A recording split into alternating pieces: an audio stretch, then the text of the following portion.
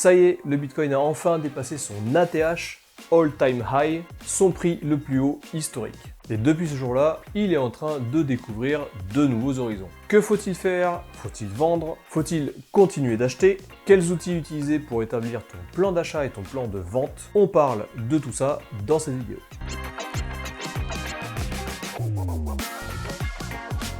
Salut à toutes et à tous, c'est le Captain et bienvenue dans cette nouvelle vidéo. Aujourd'hui, on va parler du Bitcoin. Tout le monde attendait ça le pied ferme et ça y est, le Bitcoin a dépassé son ATH, son all-time high, et il est maintenant en price discovery. Ça veut dire qu'au-dessus de l'ATH, le Bitcoin découvre des nouveaux prix.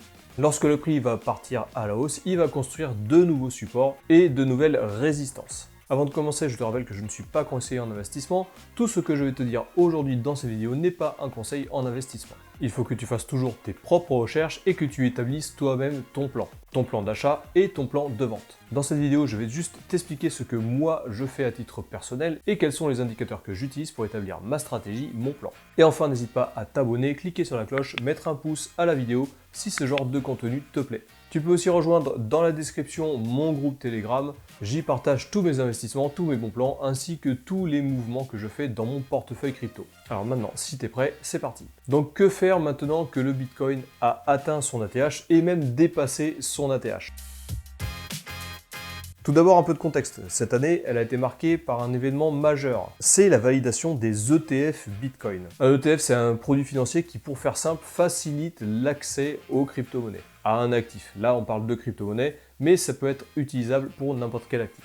Il permet à des gros fonds d'investissement comme BlackRock ou Grayscale par exemple, de proposer à leurs clients une solution simple pour qu'ils s'exposent sur l'actif en question. Donc là sur les ETF Bitcoin, bien entendu on parle de l'actif Bitcoin. Aujourd'hui les ETF Bitcoin ils ont été approuvés et bientôt ce sera au tour des ETF Ethereum et on peut imaginer que d'autres crypto-monnaies auront le droit également à leurs ETF. Donc la validation des ETF Bitcoin c'est vraiment une étape clé dans la vie des crypto-monnaies. Puisque depuis ce moment-là, des grosses liquidités peuvent potentiellement être débloquées pour acheter du Bitcoin. Et comme je te disais juste avant, pour l'instant on parle d'ETF Bitcoin, mais bientôt on parlera d'ETF Ethereum, etc.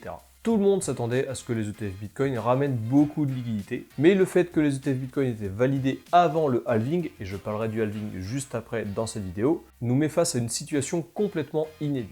Pour la première fois de l'histoire, le Bitcoin dépasse son ATH, son all-time high, avant le halving. Le halving, si tu ne sais pas ce que c'est, je t'invite à regarder cette vidéo que je te mets en fiche où j'en parle un peu plus en détail. Mais pour faire très simple, dans la durée de vie du Bitcoin, tous les 4 ans, il y a un halving.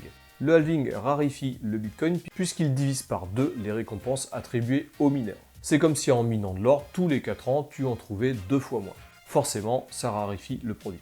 Et donc ce halving il est prévu pour le mois d'avril et là nous sommes au mois de mars et l'ATH a déjà été dépassé depuis plusieurs semaines. Donc c'est la première fois que ça arrive dans la vie du Bitcoin et c'est pour ça que je me devais de poser le contexte avant de commencer cette vidéo. La deuxième chose qui est également inédite, c'est que des gros portefeuilles font du DCA, Dollar Cost Averaging. Le DCA, ce sont des achats récurrents, ça veut dire que tu attribues une partie de ton portefeuille un petit peu tous les mois ou un petit peu toutes les semaines sur un actif.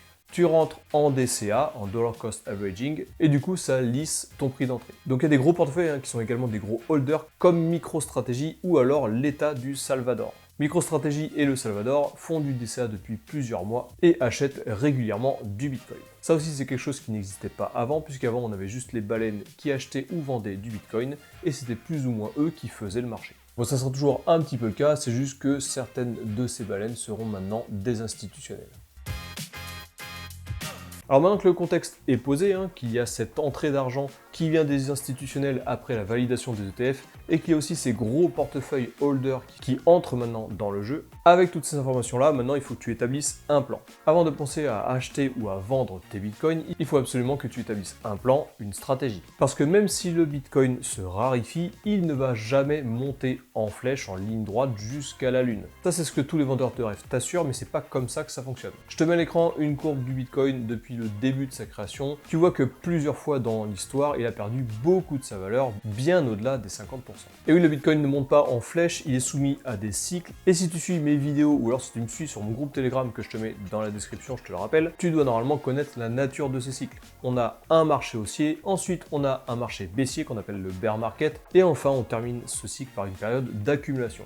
La période d'accumulation, c'est comme la traversée d'un long désert où il ne se passe pas grand chose, mais c'est là où il faut accumuler au maximum de crypto-monnaies pour le prochain marché haussier. Donc bien avant ce marché haussier, ce rallye haussier qu'on a commencé il y a plusieurs semaines, on cumule des cryptoactifs, des bitcoins et d'autres crypto-monnaies. Donc ça c'est un plan d'achat, parce que l'accumulation c'est vraiment de l'achat. C'est très simple, tu as juste à allouer un capital, à cliquer sur acheter, à faire tes achats récurrents toutes les semaines ou tous les mois. Donc ça c'est vraiment simple, il n'y a rien de compliqué à faire ça. Plus tard dans cette vidéo, je te montrerai quelques indicateurs que tu pourrais utiliser pour établir ce plan d'achat. Ensuite, lorsque ton plan d'achat est défini, il va falloir absolument que tu te définisses un plan de vente. Puisque acheter, comme je te disais, c'est simple, mais vendre, c'est beaucoup plus dur. C'est dur parce qu'on est toujours appâté par plus de gains, et c'est généralement dans ces cas-là qu'on perd beaucoup d'argent. Donc il faut que tu définisses un plan de vente, mais le plus important, c'est qu'il faut que tu t'y tiennes. Il faut absolument tenir le plan que tu t'es fixé. Alors bien entendu, ton plan il peut évoluer dans le temps, ça dépend de ce qui se passe dans le marché. Tu peux utiliser certains indicateurs qui te font établir un plan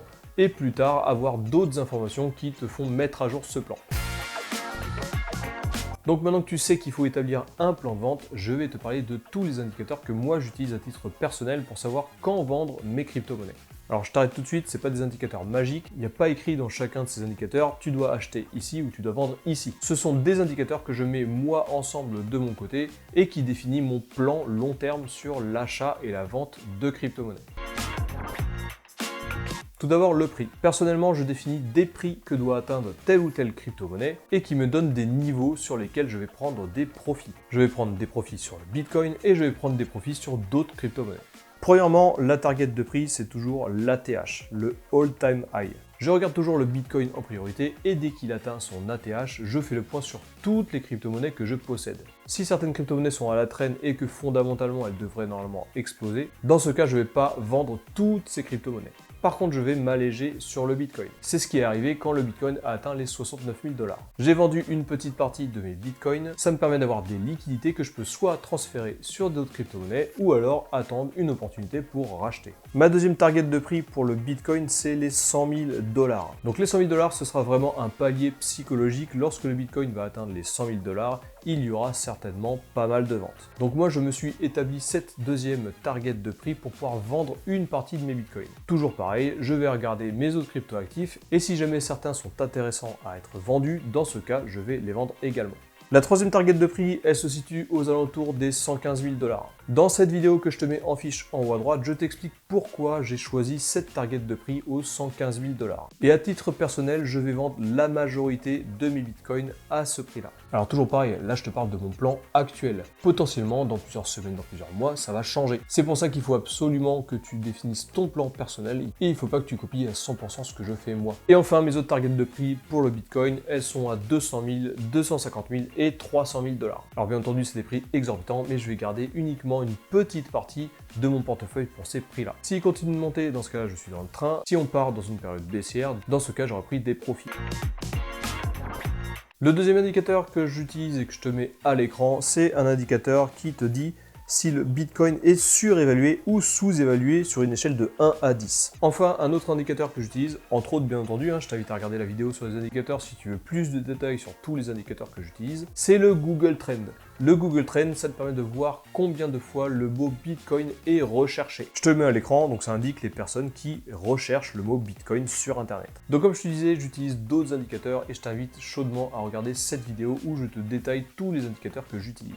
Et enfin, je veux te mettre en garde sur deux choses qui sont typiques dans l'univers des crypto-monnaies et dans l'univers de l'investissement. C'est 1, le FOMO et 2, le FUD. Le FOMO, c'est le Fear of Missing Out. En gros, tu as peur de louper une opportunité. Tu vois une crypto-monnaie exploser et tu l'achètes puisqu'elle est en train de monter. Tu ne fais pas de recherche, tu ne regardes pas si fondamentalement le projet est bon et surtout tu achètes haut. Ça, ce sont les trois choses qu'il ne faut pas faire. Pour chaque actif que tu achètes, il faut absolument faire tes propres recherches et acheter quand il est bas, acheter sur un repli. Et enfin le FUD c'est Fear, Uncertainty and Doubt. C'est l'incertitude, le doute et la peur qui te font vendre. Exemple, le Bitcoin atteint les 70 000 $. Il perd 20% de sa valeur, donc il atteint les 56 000 $.